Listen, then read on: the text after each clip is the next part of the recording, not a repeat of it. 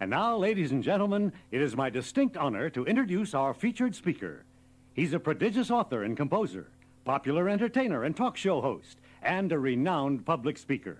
In short, a Renaissance man, and a nice guy to boot. Ladies and gentlemen, Mr. Steve Allen. Thank you, Mr. Chairman, for those flattering remarks, some of which are even true. And good evening, ladies and gentlemen, or good day, or good morning, or whatever it is. After all, you bought this cassette on how to make a speech, so you can listen to it whenever you want. Presumably, that time is now. Have you ever imagined what the world, and especially the world immediately around you, would be like if nobody gave speeches? If everyone elected not to stand before a live audience of 10 or 100 or 10,000 people and say what's on their mind? If important messages by the president or by Congress were merely published rather than delivered in person? If at business conventions, innovative ideas and products had to be presented one person at a time, reaching everyone would be an exhausting, if not physically impossible task. Imagine how your own community would be affected if no one ever addressed you about the need to build a new hospital, organize a 4th of July picnic, honor a retiring firefighter, or assist a widow confined to a wheelchair. Certainly all of these things can be communicated by other means, radio, television, newspapers, etc. But how we are affected and whether we're motivated is often the result of one person's words as he or she speaks to us. In the hands, or shall I say mouth, of a well-prepared speaker, a speech on virtually any topic can be illuminating, invigorating, captivating, and just downright funny. Sometimes a speech can be unintentionally humorous, but that's another matter we'll discuss later. The point is, in this age of computers, television, video home cassettes, and all that, we still delight in being spoken to use the classic phrase, in person. Now, for every enthralled audience, there must, of course, be an enthralling speaker, and maybe at some time in your life, that speaker is going to be you. Most likely, that's why you purchased this audio tape titled How to Make a Speech. Unless, of course, you couldn't find how to get out of making a speech. Considering how universal the fear of public speaking is, that one is probably sold out. And speaking of selling out, if that's something you've considered, then allow me to boost your confidence with a quote. It's from good old Anonymous, the famous unknown Greek philosopher. You remember him. Anonymous once said, "The brain starts working the moment you're born and never stops until you stand up to speak in public."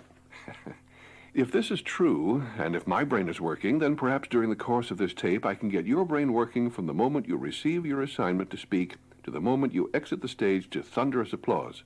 After that, your brain's on its own again. But let's not get ahead of ourselves. After all, if no one's asked you to give a speech, then you have nothing to worry about, except explaining to your spouse why you bought this tape. Of course, if you have been asked to make a speech, you may still be in a state of shock, which might explain why it took you 3 attempts to get this tape into your cassette player. You may have gotten the word "at work" by way of a memo from your boss. It might read, "Had to fly out of town unexpectedly, won't be able to address the Small Business Association, have picked you to speak in my place, knock 'em dead." Or perhaps you came home after a long day and heard this on your answering machine. "This is the director of the Chamber of Commerce calling. Congratulations. Because of your successful community work, you've been selected to speak on behalf of a new senior citizen center at the Regional JC's Forum." Or maybe you were just finishing dinner when the phone rang. You picked it up and your side of the conversation went something like this. "Are you kidding? Of course I'm coming to the class reunion. Everyone will be there, right?" "I'm giving a speech to the whole class of 75? You are kidding, aren't you? Aren't you?" Of course, you now know that whoever asked you to make a speech wasn't kidding. But you know, even the greatest speech makers the world has known, Abraham Lincoln, Martin Luther King, FDR, JFK, they were probably intimidated at the prospect of making a speech too. It helped them, and it'll help you, to have a great speech to give in the first place. And that's not something to think about when you step up to the podium, but rather much earlier. So, let's begin at the beginning. And in my book, that's Chapter 1, Composing the Speech.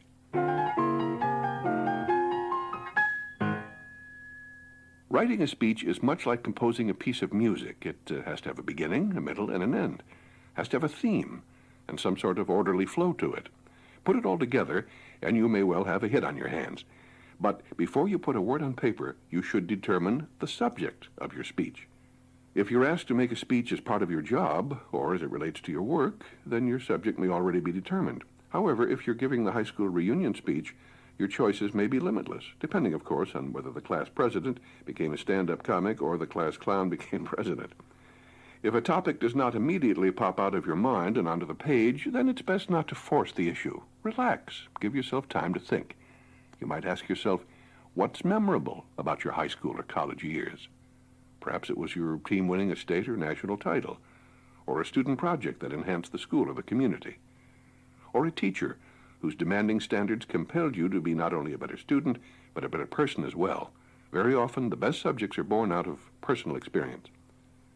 If you were trying to convince the JCs to allocate money for a new senior citizen center, your subject would already be clearly defined. Your concern then would be focused on those in your audience who feel just as strongly that the JCs should spend the money on a piece of sculpture, let's say, for the park. Actually, some of the best speeches come from topics where there are strong feelings on both sides. Any audience will be stimulated, if not vocally responsive, when you're convinced that you're right. The question is, how do you convince them? And the answer is, do your research. It's essential that you do your homework, especially on complex or controversial issues. Get the facts and figures, and weigh the pros and cons. If your speech is on a highly charged topic, such as abortion, gun control, censorship, etc., I recommend approaching your subject with as open a mind as possible. Seeing both sides of an issue clearly will help you defend your position more ably, and it will increase the chances for your speech to impact on those in your audience who disagree with you. In the case of the Small Business Association speech, when you've been asked to fill in for your boss, you may be saying to yourself, hey, he's really good at rallying these small businessmen, but how am I going to top him? Well, you don't need to top anyone. What you do need is to ask yourself, what is the purpose of your speech? In other words, just what is it you're trying to accomplish? How would you like your audience to come out feeling? Knowing your objective helps to clarify your thoughts as you write the speech, and it becomes the driving force of your speech when you deliver it. If you find that you cannot readily identify your purpose, it may be that you've confused purpose with persuasion. Some experts on the subject of public speaking feel that it's absolutely essential that your public remarks include a persuasive element. I, for one, don't agree. I believe it's perfectly acceptable to give a talk that is simply instructive. For the Small Business Association speech, you might, for example, discuss ways that small businessmen can cut costs or look at trends, what goods and services will be in greatest demand in the future. You do have choices when considering the approach to take, and knowing the 4 basic kinds of communication will most likely help you decide. They are exposition, argument, description, and narration. Now, exposition is used when you want to inform your audience, to deliver factual information to them. For example, speaking before the Small Business Association, you might include such exposition as, quote, small businesses represent a significant percentage of this country's employers and gross national product. Argument is used to affect the opinions of your listeners, in effect to persuade them. A speech employing argument might sound something like this. And so I ask you, what will have the most enduring value, a cold, lifeless sculpture, or a living center for the senior citizens of this community? Description gives your listeners a visual impression so that they can see what you're talking about in their own minds. A speech at your class reunion, which I mentioned earlier, is ideal for description. For example, think back to homecoming, our team marching onto the field in blue and gold, cheerleaders leading our fight song, then losing 26-9 after getting soaked in that third quarter downpour. Hard to believe it was 10 years ago. Narration is used when you want to tell your audience a story, as in, unable to go further by car, we walked to a small village. Fortunately, the local taxi driver had 2 fresh camels. Unfortunately, however, he did not accept American Express. By the way, you're not restricted to using just one type of communication. You can combine them where it's appropriate and compose a speech that's both creative and effective. While you're writing your speech, you need to give some thought to how you will organize your speech. Actually, the structure of a speech is quite simple. It's composed of the opening, the middle, and the closing. The opening of your speech is very important in capturing your audience's attention. Some speakers prefer to get right to the point without any unusual introductions. Others feel an attention getter is essential. There's no right or wrong on this point, but a few helpful hints wouldn't hurt here. You may want to use a statistic to get your audience's attention. For the Small Business Association speech, you might grab your audience with, quote, "Of all small businesses started within the last 3 years, only 1 out of 2 is still in business." Make sure, though, that you check your statistics for accuracy. Opening with a gag or a joke can also be an effective way to get your audience's attention. It works best, however, if it has some relevance to the occasion.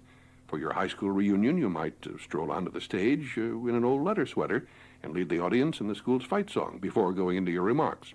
But if an opening gimmick is not your style, then go with a more conventional introduction. Mr. Chairman, distinguished guests, and ladies and gentlemen. It's better not to try something too bizarre and have it fail, and with a more conventional introduction, you're less likely to get into trouble. Whatever your introduction, though, the primary rule is to keep it short. One of the best openers I can recall happened on the opening day of biology class during my freshman year at college. The professor walked into the room and, without a word, tossed me an egg. With the class stunned into silence and wondering what would happen next, the professor launched into a discussion of the classification of living creatures that lay eggs. So, the opener comes first. According to no less an authority than Aristotle, a middle is something that both follows something else and has something else following it. The middle of your speech, the main body, is where you give your general statement, make your basic points, and hammer them home. And don't worry about not having enough ideas. Most of us will generate more ideas than we can fit into our allotted time. Speaking of time, don't forget how long you're expected to speak, and do stay within your time limits. Which reminds me, it's time to talk about the closing. In the closing, you'll want to restate your general theme, then wait for the tumultuous applause, assuming there are any hands left to clap. Some speakers pay great attention to developing a flashy, dramatic finish. And I'm here to say, my friends, there is nothing wrong with that approach at all. In most cases, however, it may be more appropriate to quickly review 4 or 5 of the main points you've made. Then, to tie it up all neatly, restate the importance of the points you've been making. For instance, the point I've been making is that the opening, middle, and closing are the essential elements of a well-structured speech. Finally, devote a few seconds to thanking your host organization for inviting you to speak, and thank the audience for listening.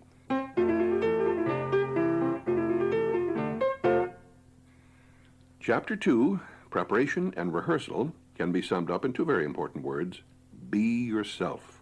Be yourself at the typewriter as well as the lectern. If your normal style of speaking is simple and direct, don't change it when you're writing your speech. Even if you've seen or heard speakers whom you wish to emulate, remember that when it's your turn to get up and speak in public, they won't be there. You will. So try to adopt a writing style that is you, one that you're comfortable with. A common error by novice speechmakers is the tendency to use too many big words. If you don't use a scholar's vocabulary in normal conversation, then it's a sure bet that trying to sound like, William F. Buckley will come out sounding stilted and unnatural. After all, the overemphasis on polysyllabic locutions tends to obfuscate comprehensibility, if you see what I mean. Also, don't try to compose your speech in a big hurry. In fact, it'll be better if you don't attempt to write it all at once. Give yourself some time, not only to do research, but to clarify your own thinking.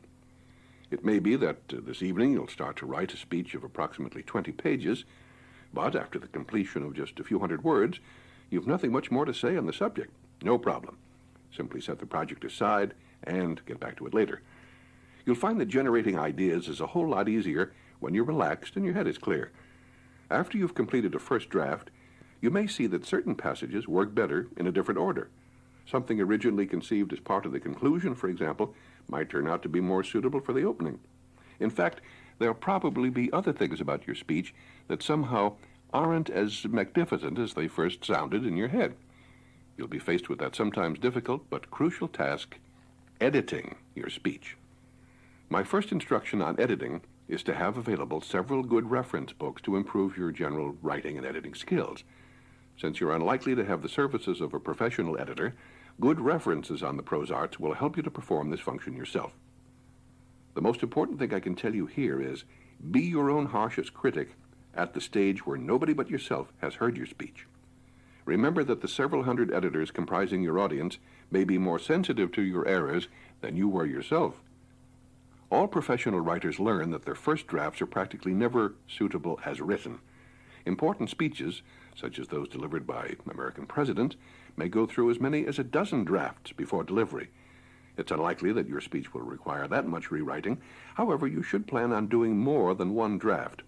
Second and third drafts not only reveal mistakes that may have been overlooked, they also show you that your first thoughts on a topic are not always your best or your most complete.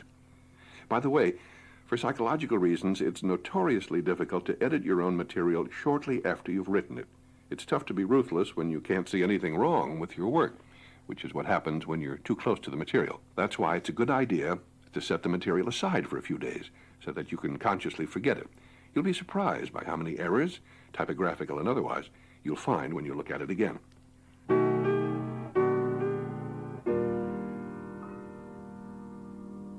Eventually, you'll settle on a final draft, and then it will be time to prepare your notes.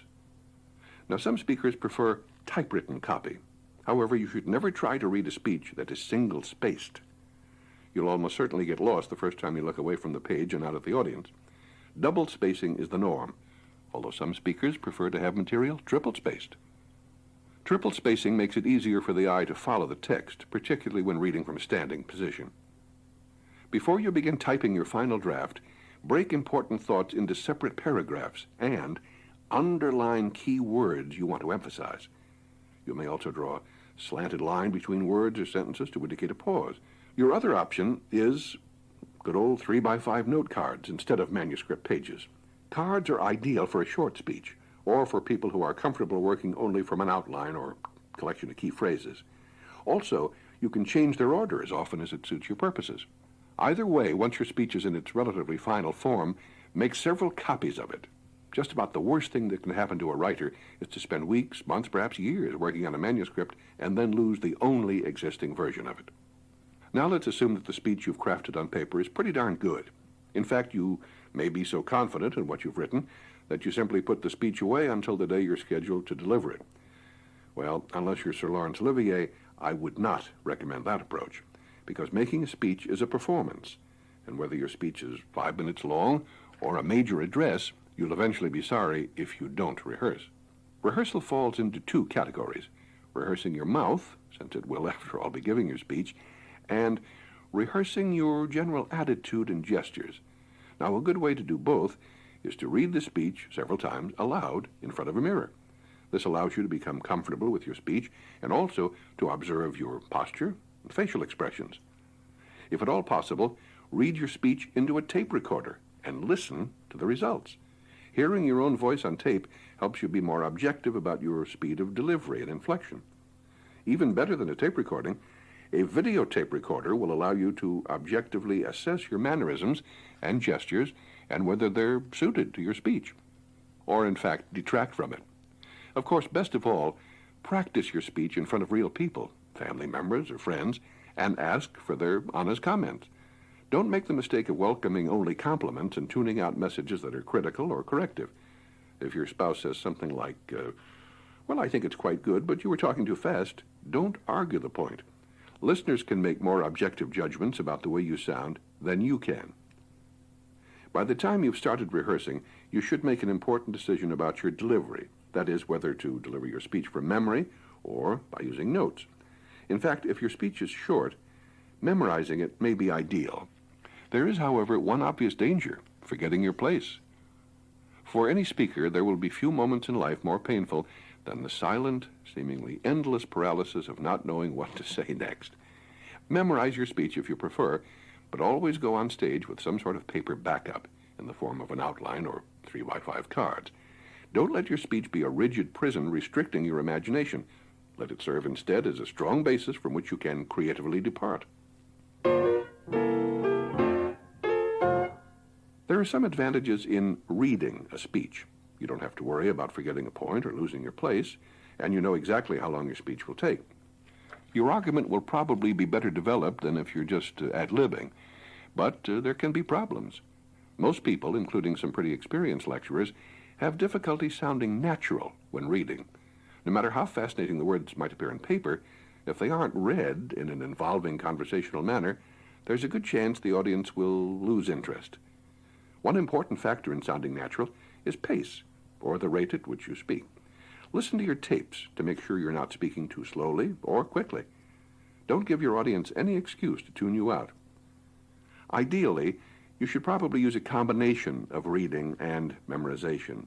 Perhaps use a detailed outline to remind you of important points and to keep you on track, but allow yourself some freedom in illustration and explanation. This approach gives you the best of both methods. Your speech will be direct and involving, and you'll also have the assurance of not losing your place.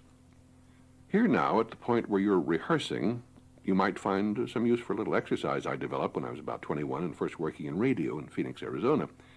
There was no problem in reading commercials or other scripted materials, but even then, as a lowly local radio announcer, I had to do a certain amount of ad-libbing, even if it was just identifying the station, giving the correct time, suggesting that listeners stay tuned for the following program, that sort of thing. And there were occasional assignments at sports events, parades, interviews, where scripts were not provided. So, to get used to winging it, I used my car as a rehearsal studio. As I drove about the city, I'd simply give a play-by-play description of whatever I was watching. It sounded something like this. Well, here we are again, folks, as I continue my description of the things and people and places I see as I drive around good old Phoenix. It's slightly rainy out this morning, and as I pass the corner of 4th and Jefferson, I see a hardware store, a bakery shop, and a place that sells Indian turquoise jewelry. Well, you can perform that same sort of exercise almost anywhere, even at home alone. Your monologue might go something like this. Good morning, ladies and gentlemen. I'm speaking to you from my house here at 314 West Simpson Street, and my purpose is just to tell you what's going on in my kitchen. In the background, you might be able to detect the sound of our washing machine.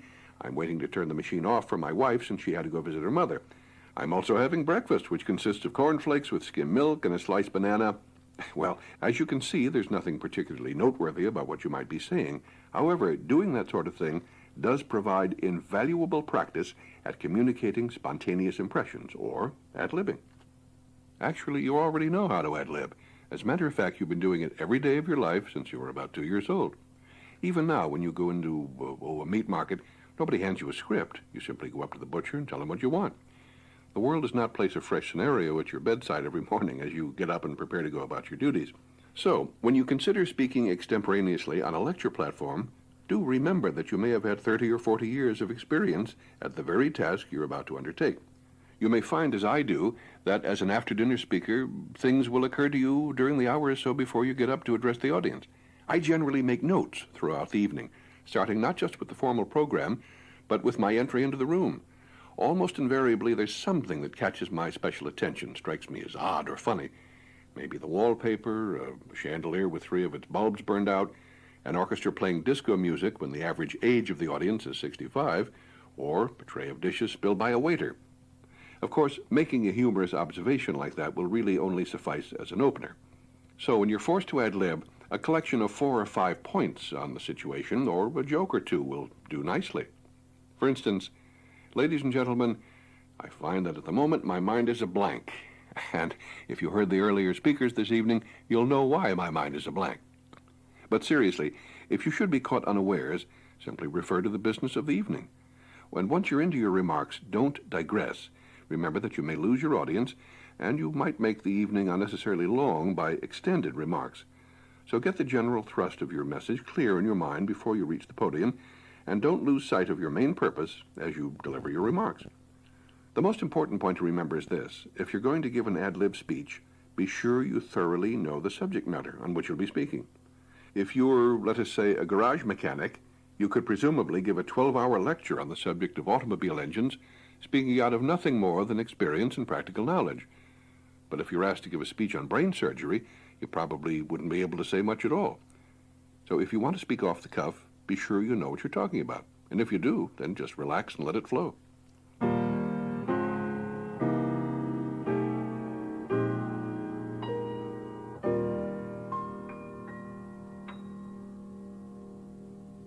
Well, now that you've written and researched, prepared and rehearsed, it's time for the real thing.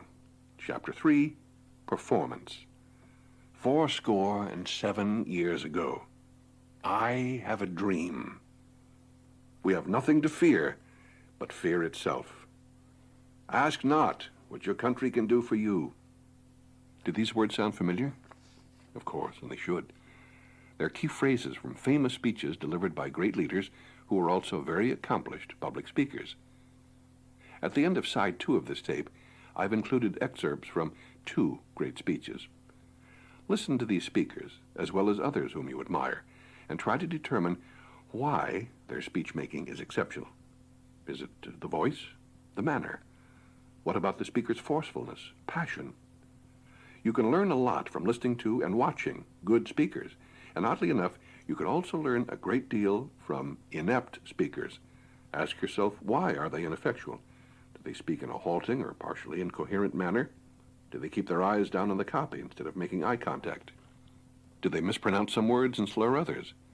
Is their tone of voice weak, grating, or otherwise unappealing? Do they seem to have an inadequate grasp of their subject? Do they have distracting mannerisms? By studying others, good or bad, you'll help yourself to develop good habits while consciously avoiding bad ones. Now, simple intelligence will tell you how to spend or not spend the hours before your speech. Although speech-making is not one of life's most strenuous activities, it does make demands on your nervous system. So it makes no sense to arrive at the big moment in a state of physical exhaustion from all-night partying or too much drinking. And if you're prone to a nervous or hyperactive reaction from caffeine, it's best to avoid excessive amounts of coffee, tea, or cola beverages. Make arrangements to get the proper amount of sleep before the event, and if possible, set aside time for at least a few minutes rest at your home or hotel before your talk. As for cocktail parties, try to avoid them. But if there's no way that can be done, then ask that they be scheduled after rather than before your address. Carrying on conversations, however brief, with dozens of people can sap energy that's best conserved for the important task ahead. Common sense will also dictate your attire. The controlling factor should be the general expectations of your audience. A good rule is avoid off-color costumes, and jokes, too. If it's at all possible, do a walkthrough, checking out the setting and facilities beforehand. Walk around the room, not only on the stage, but through the audience seating. Sit down in 2 or 3 parts of the auditorium so you'll know what the speaker's area looks like from out front. If any questions occur to you, ask them.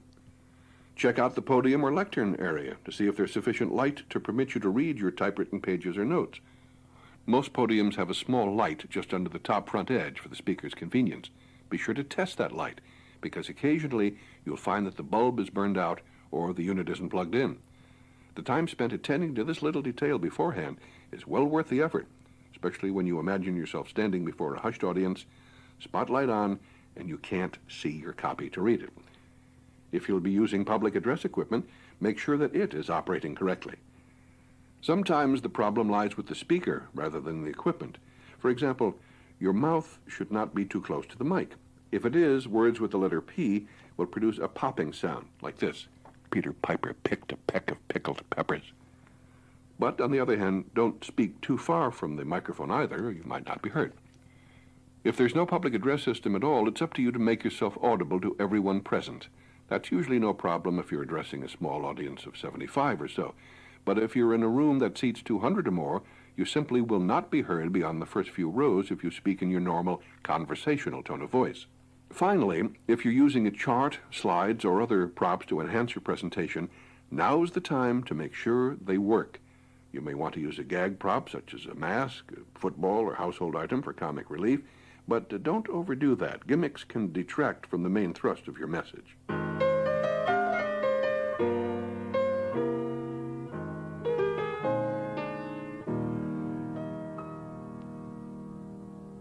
This is the end of Side 1. Side 2 is already queued up for your listening.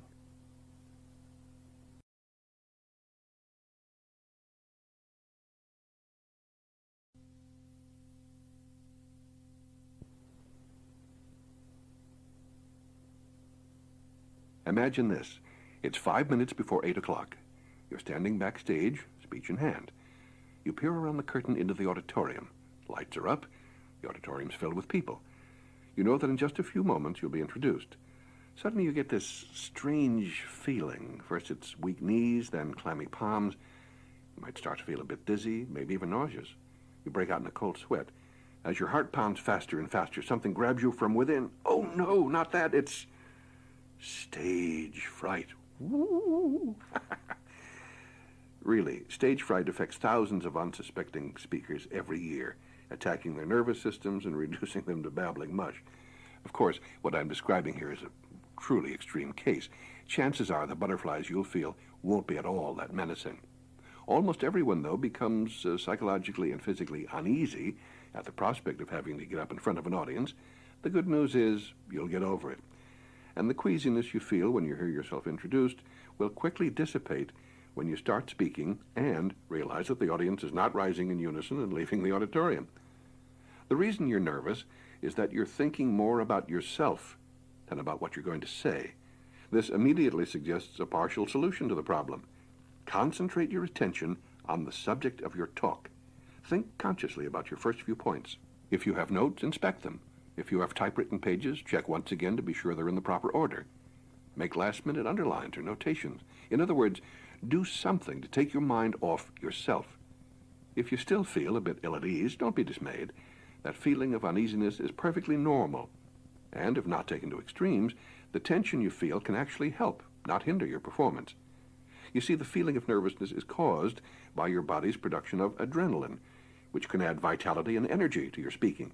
A little bit goes a long way, however, so keep in mind this 1-2-3 punch for taming that stage fright beast. First, take a deep breath or two.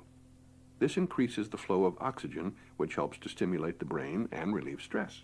Second, simply instruct yourself to relax. Your body can't really relax until you tell it to. And third, again, focus on your topic. Once you've been introduced, keep in mind that you don't have to start speaking the second you reach the lectern or the microphone.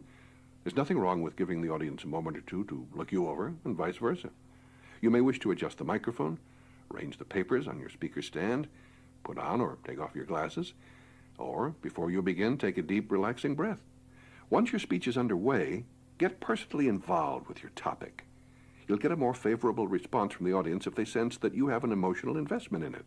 If you want to inspire an audience to help with a fundraising drive, let's say, or take part in some other worthy social campaign, the emotional vibrations you transmit should express your own cheerful optimism about the outcome. Whatever your honest emotions are, it's perfectly all right to reveal them. The audience will identify with you, sympathize, and probably like you better for it. Now, where should you look? Well, if you're wondering where to look, the answer is simple. Look at the people in your audience. However, your glance should not favor any particular part of the room or side of the auditorium. Make eye contact with people in various parts of the seating, including the balcony. Make it a point to be looking out at your audience as much as possible rather than at your own notes. Finally, and this we've mentioned before, be yourself. These two words, good advice under almost any circumstances, are crucial in speech making. Don't try to ingratiate yourself with your audience with glibness or hip lingo. If it's not you, it probably won't work.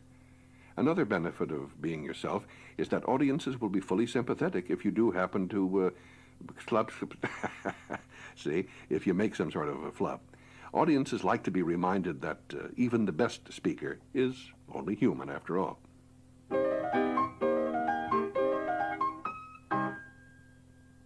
One of the things which you learn when you start making public speeches is that no amount of planning can prevent certain things from happening. If you're expecting to make your speech to a packed house, you may have the unnerving experience of walking into a large hall and delivering your speech to, 28 people. Or you may be making an impassioned speech that generates much applause and seemingly wide acceptance, that is, until you encounter an unsympathetic member of your audience. Or you may be riveting your audience with a story when suddenly you're interrupted by a crying infant. Or it may be that you're not even the speaker. You're merely a member of the audience when, to your surprise, you're suddenly called on to speak. Well, it's unlikely that you'll encounter all of these situations in your first outing as a public speaker, but to be on the safe side, it's a good idea to adopt the Boy Scout motto: be prepared for surprises, variations on themes, and unusual circumstances of various or many sorts. In these situations, solutions are not likely to be found in the written speech which you're delivering. Instead, you'll need to rely on your own tools as a human being, your sense of humor, your ability to ad lib. A witty line or casually humorous phrase uttered at the right moment can be the fastest way of putting an audience at ease. And it makes your listeners more favorably disposed toward you and what you're saying. In the body of your speech, you may choose to include a brief joke, a funny story, or an anecdote based on personal experience. The best advice I can give you is to go with something that has the ring of truth to it. Also something that relates to your topic and which your audience can identify with. Whatever you choose to include, you'd be well advised to use good judgment, especially about vulgar or off-color humor. You might get a few laughs from a risque joke, but there's a good chance it could offend everyone else. My own rule on this is, if in doubt, leave it out. Where humor really pays off, though, is in situations where you respond spontaneously to things happening around you. For example, if you find yourself addressing a handful of people in a large auditorium, you can turn the situation to your advantage. You might say, "Good evening, ladies, gentlemen, and seats." That's a line that some comedians have used to good effect in such instances. If you can't immediately think of a good one-liner, you can win over the small crowd simply by adopting a good-natured tone. If most of your audience is seated in the back of the room, as is often the case, then encourage them to move forward so that they constitute a close, intimate group. Now, in the rare case of a heckler or an unsympathetic audience, a sense of humor about the situation can be invaluable. If you're speaking on a controversial topic, you should know going in that you're likely to encounter disruptive individuals in your audience. Your remarks in this case should not be the standard word-for-word talk that you might have planned. The best tack is to acknowledge that there are those present who differ with you on the issue and modify the development of your argument accordingly. You might say something like, "No, I know a number of you here this evening differ with me on this point, but I very much appreciate your having invited me to speak to you about this matter because it gives me the opportunity to explain why I feel as I do." Chances are the majority of your audience will show you the courtesy of at least listening. Don't expect that everyone present will be converted to your position on the spot, but at least you'll have the opportunity to engage in reasonable dialogue. An infant crying in the audience is particularly annoying, but sometimes the problem simply does not go away. In most cases, the parent will have the good sense to pacify the child so that the crying stops, or by quietly taking the child out of the room. Once in a while, however, the problem, as I say, will just not go away. I was in just such a predicament once. I remember saying, "As the father of 4 sons, I've more than once been in the position of the parent of that child. Personally, I could go on even if there were several children crying at the same time. But I know that most people are too distracted by that sort of thing to concentrate on what's being said. So if you wouldn't mind taking the child out, at least until he stops crying, I'm sure the rest of the audience would appreciate it." The response was applause and gracious cooperation from the parents. Well, these are but a few of the unusual circumstances you might encounter. Certainly stranger things than these have happened during speeches throughout the years. By being prepared, by sharpening your powers of observation, and by seeing the humor in situations, you can turn potential problems into positive points that will help endear you to your audience.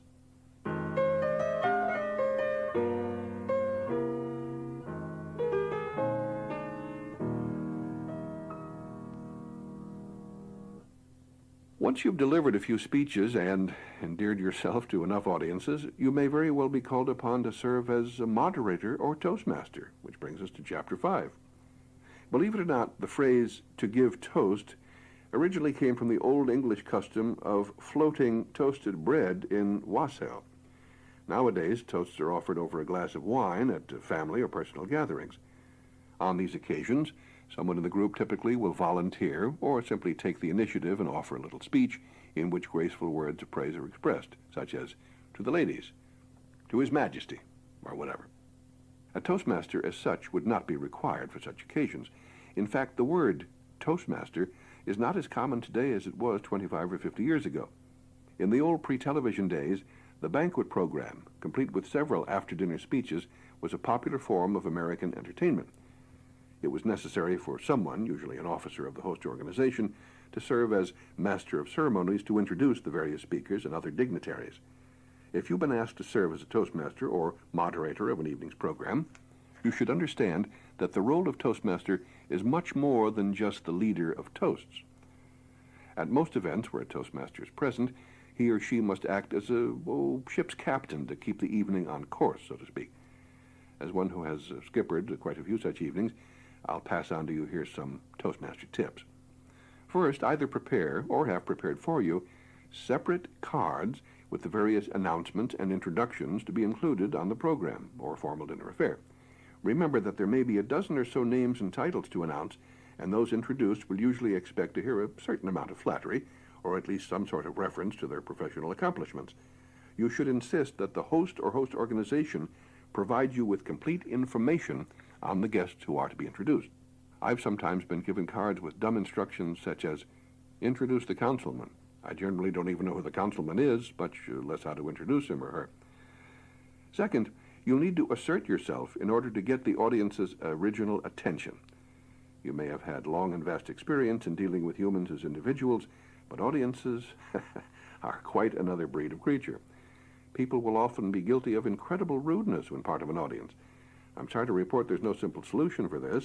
When I'm still seated and when someone else is serving as Toastmaster, I always try to help him or her through such difficult moments by turning my head upstage and going shh as loudly as possible for several seconds. I'm usually joined in this by other keepers of the peace who are disturbed by the rudeness of those around them. Our combined effort usually does the trick. However, as Toastmaster, you should be prepared to deal with the problem yourself. Tapping on the microphone or clinking a spoon against a glass also sometimes helps. Whatever you do at such moments, there's no point in adding your own rudeness to that of the audience. You are, after all, not an animal tamer who can dominate by the power of personal magnetism or physical threat. So keep a smile on your face, however insincere. Do the best you can to restore order and move things right along. You might want to use a line something like the ad-lib that occurred to me one night when, in an awkward moment, a member of the audience called out, "Shh, quiet." Pretending to believe that the admonition was addressed to me, I said, "I'm sorry, I'm speaking as quietly as I can." So you see, applying a sense of humor to the situation can not only be effective, but it also creates goodwill between you and your audience. You also might try this line on a boisterous crowd. Excuse me, ladies and gentlemen, we're now going to hand out the cash prizes for the most attentive audience. Thank you. Third, be sure to keep the program on time. As Toastmaster, you're responsible for seeing to it that the program adheres, at least approximately, to the time schedule. By allowing the evening to drag on, you not only risk losing your audience's attention, but you also may find yourself in an awkward or embarrassing situation by night's end. The story's been told of the late Judge Vincent, one of several speakers on a banquet program years ago in Chicago. Although he had expected to be called upon shortly after 11, it was almost 2 o'clock in the morning when the poor man's turn came. The Toastmaster, the late Mayor Moses Handy, is reported to have introduced his honor as follows. And now we come to the final speaker of this remarkable program. I would be only too happy to give him the laudatory introduction he so richly deserves, but because of the lateness of the hour, I do not wish to deprive the speaker of one moment of his allotted time, nor the ladies and gentlemen of the audience of a moment of their enjoyment. I shall therefore content myself with saying that Judge Vincent will now give us his address. At which the judge arose and said, "My address is 2137 Calumet Avenue. Thank you and good night." So, if you're the Toastmaster and you find the evening schedule falling behind, don't hesitate to remind all concerned. You might say something like, "Your attention, please. Babysitters go on time and a half in 20 minutes. And finally, at the conclusion of the evening, you must let the audience know that the proceedings have been finished and that all present may go home. Failure to attend to this seemingly minor detail will end the program on something of a faltering note. So, conclude the evening and alert the folks who sweep up."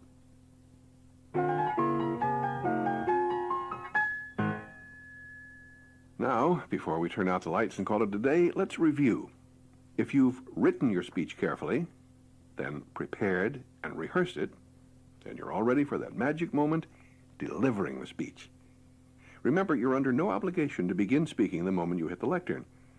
You can take a moment to adjust the microphone, place your papers on the speaker's stand, look your audience over, and vice versa. Remember again, your opener has to capture your audience's attention. For example, sitting in this room tonight is an elite group. For out of all small businesses started within the last 3 years, less than half are still in business. The main body or middle of your speech is the place to make your statement as forcefully and persuasively as you like, as in, "No one here would deny that the sculpture would be a beautiful addition to our park, but I ask you, could it help even one of our citizens in need of the services the Senior Citizen Center will provide?" Whether you use exposition, description, narration, or argument, just remember, when you yourself are emotionally involved with your subject, your audience will become so too. Again, remember, any applause your speech gets will usually rise directly out of your closing. So, be sure to restate your theme, making sure your last impression does justice to the rest of your talk. You know, all of us speak every day to our friends, family, business associates, and making a speech is really no different. If you take the time to organize and rehearse your thoughts carefully, and aren't afraid to show your love or general interest in your subject, your presentation can be as engaging, compelling, and dynamic as you want to make it. But don't expect that listening to this tape once will make you an accomplished lecturer. It'll certainly help, but there's no substitute for experience in any field of human endeavor. You have to get out there and do it.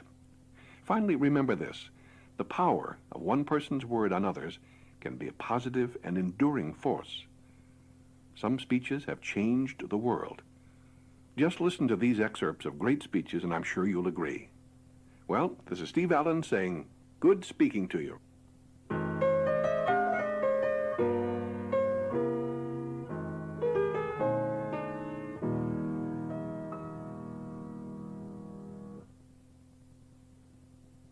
From January of 1961, here are excerpts from the inaugural address of President John F. Kennedy. So let us begin anew, remembering on both sides that civility is not a sign of weakness, and sincerity is always subject to proof. Let us never negotiate out of fear, but let us never fear to negotiate.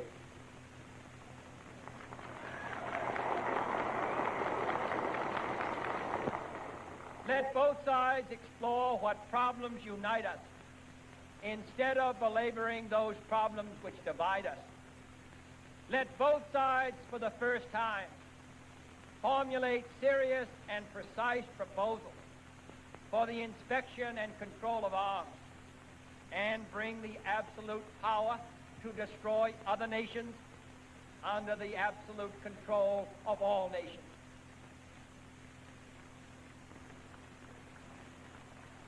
Let both sides seek to invoke the wonders of science instead of its terrors. Together, let us explore the stars, conquer the deserts, eradicate disease, tap the ocean depths, and encourage the arts and commerce. Let both sides unite to heed in all corners of the earth the command of Isaiah to undo the heavy burdens and let the oppressed go free. And if a beachhead of cooperation may push back the jungle of suspicion, let both sides join in creating a new endeavor, not a new balance of power, but a new world of law, where the strong are just and the weak secure and the peace preserved. All this will not be finished in the first 100 days, nor will it be finished in the first 1,000 days, nor in the life of this administration, nor even perhaps in our lifetime on this planet. But let us begin.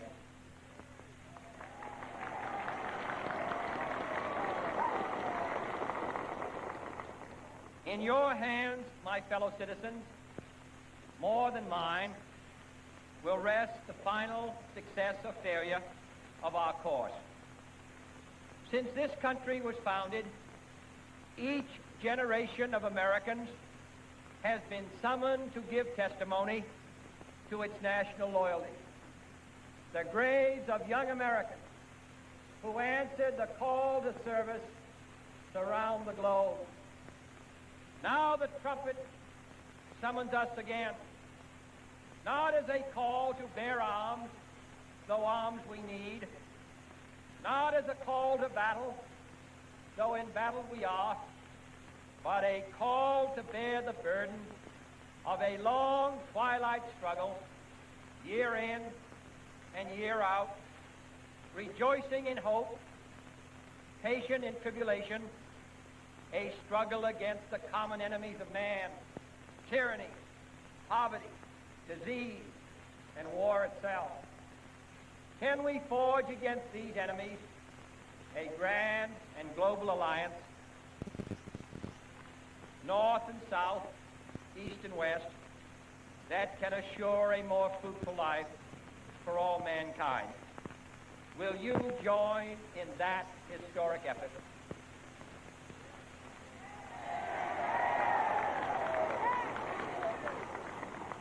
In the long history of the world, only a few generations have been granted the role of defending freedom in its hour of maximum danger. I do not shrink from this responsibility. I welcome it.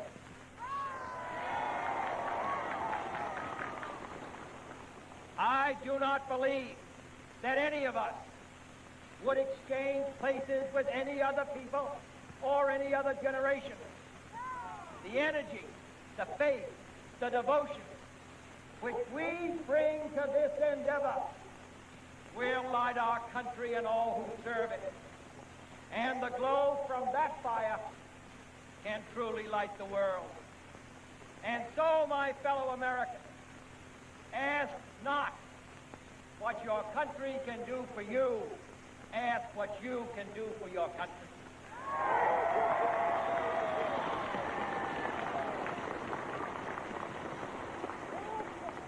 My fellow citizens of the world, ask not what America will do for you, but what together we can do for the freedom of man.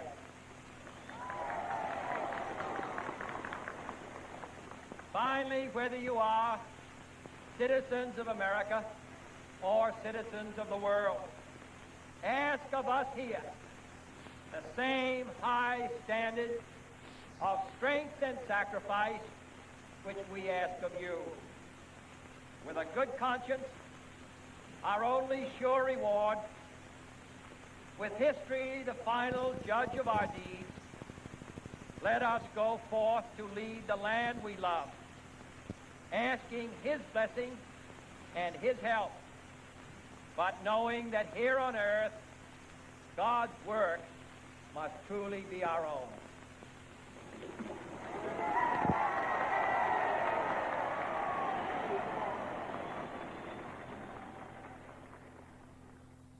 Here are excerpts from Martin Luther King's famous I Have a Dream speech of the 1960s.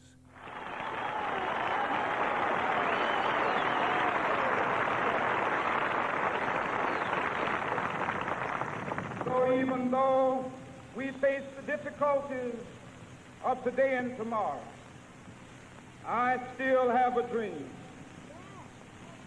It is a dream deeply rooted in the American dream. I have a dream that one day this nation will rise up, live out the true meaning of its creed. We hold these truths to be self-evident, that all men are created equal.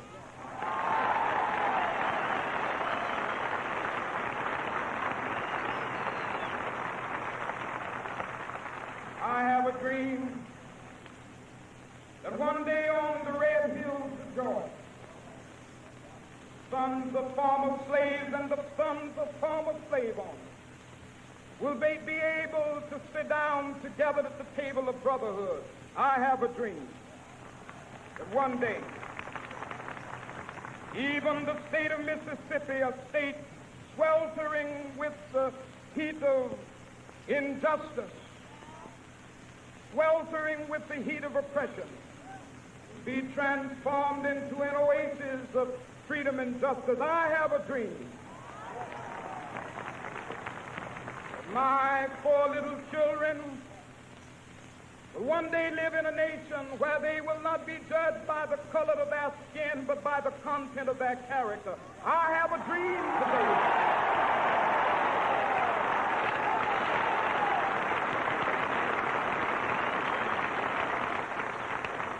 I have a dream that one day, down in Alabama with its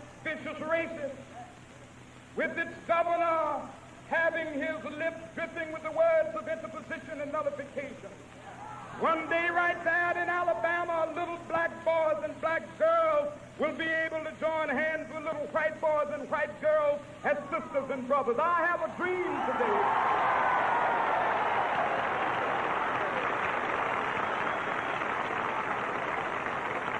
I have a dream that one day every valley shall be exalted.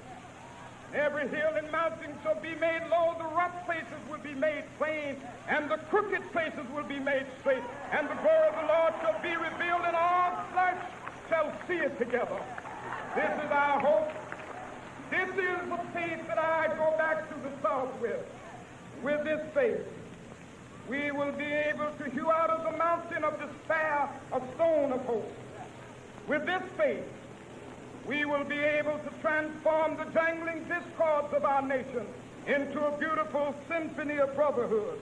With this faith, we will be able to work together, to pray together, to struggle together, to go to jail together, to stand up for freedom together, knowing that we will be free one day. This will be the day. And if America is to be a great nation, this must become true. So let freedom ring from the prodigious hilltops of New Hampshire.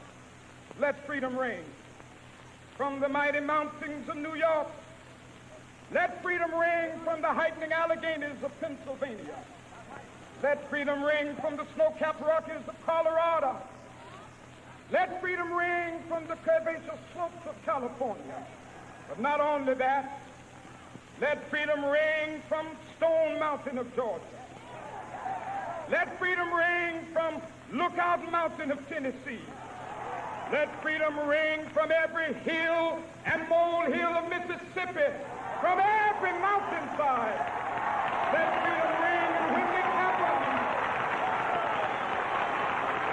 when we allow freedom ring, when we let it ring from every village and every hamlet, from every state and every city, we will be able to speed up that day when all of God's children, black men and white men, Jews and Gentiles, Protestants and Catholics, will be able to join hands and sing in the words of the old Negro spiritual, free at last, free at last,